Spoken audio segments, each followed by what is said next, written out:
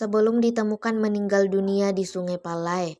Rupanya Bahri merupakan pelaku penganiayaan berat terhadap Haji Zainuddin di Desa Watu, Kecamatan Cenrana, Kabupaten Bone, pada Jumat 6 Juni kemarin. Hal tersebut diungkapkan Kasih Humas Polres Bone, Ibtu Reyendra saat dikonfirmasi tribuntimur.com pada Minggu 8 Juni 2025 sore. Reyendra mengaku kejadian tersebut bermula saat Haji Zainuddin mendengar keributan di samping rumahnya yang disebabkan oleh Bahri. Akibatnya Haji Zainuddin mengalami luka parah bagian wajah dan saat ini sedang dirawat di Rumah Sakit Umum Tenriawaru. Setelah melakukan penganiayaan, Bahri langsung lari meninggalkan lokasi kejadian dan dinyatakan menghilang.